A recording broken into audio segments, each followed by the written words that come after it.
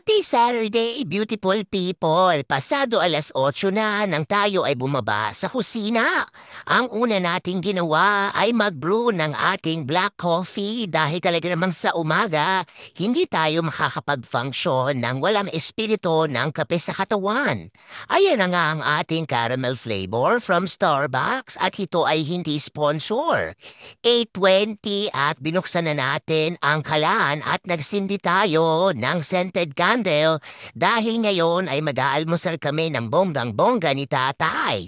Nagluto ako ng dried fish at alam nyo na yan, dahil yan nga ay mabantot at ayaw na amoy ng aking mga anak, ay kinakailangan nating buksan ang ating kandila. 4 na piraso lang ang niluto ko dahil hindi rin ako mahilig dito.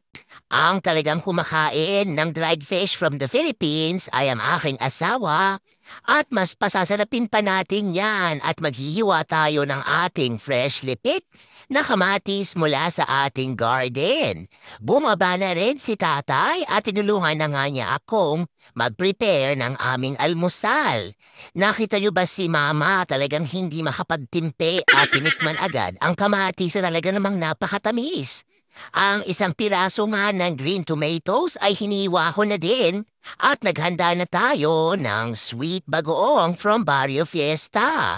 Ready na to attack ang inyong matakaw na mama. Ang aking pinggan niya ay nilagyan ko na ng bagoong at ayan na nga ang ating dried fish. 1 piraso lang ang ating kinain at tingnan nyo naman ang pagmukbang ni mama. Kapag ganito ang ulam, hindi talaga natin maiwasan na hindi magkamay. Talaga namang napakasarap ng ganitong almusal. Sa mga oras na yan ay tulog pa nga ang aming mga bagets at ine-enjoy namin ni Daddy ang aming time together. Tamang-tama nga ang sinabi ng aking kaibigan na masarap na ang green tomatoes na isawsaw sa bagoong. At syempre pa, ini-enjoy pa rin natin ang ating black coffee. At talaga namang si mama ay ayaw magpaawat. Gusto ko pa sanang bumulos ng kanin pero tayo ay nagtimpi. Ang mga napitas naman natin na green and yellow beans ay hiniwa-hiwa ko na. Dumating na rin ang aking panganay at siya na nga ang nag-volunteer na tumapos niyan. Lumabas muna tayo at nag-tour nga ako ng aking upper deck. Ngayon nga ay mag-harvest tayo ng mga green and yellow beans dahil talaga namang napakarami na niyan. Bago ang lahat, linisin muna natin at walisan ang ating upper deck dahil kahapon nga ay malakas ang ulan at talaga namang napakakalat na niyan.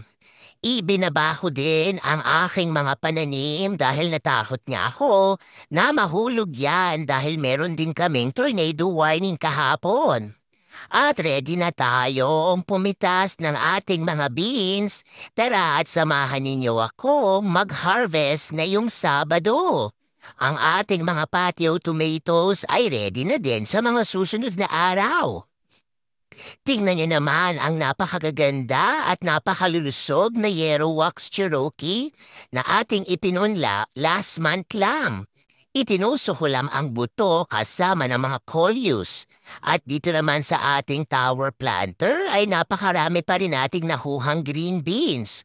Ito na nga ang kabuuan ng ating Sabado harvest at dahil marami nga tayong nakuha, ay gagawa rin tayo ng pansit bihon at isasahog nga natin yan.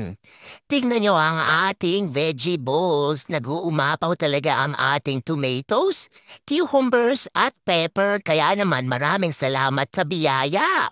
Pagkatapos nga namin kumain ng almusal ay sinimulan na ni Daddy ang pinturahan ang ating dining room. At eto na nga si Mama, hinihiwa ko na nga ang mga beans na ating lulutuin ngayong pananghalian. Gagawa nga tayo ng ground pork at sasahugan natin yan ng ating mga beans na na-harvest today. Ang aking panganay nga ay napakabait at nag-offer na siya na daw ang tumapos ng gawain sa kusina kaya naman pinagbigyan ni Mama yan. At ready na tayo magluto. Iginisa ko lang ng kaunti ang ating ground pork at tinimplahan nga natin yan ng oyster sauce.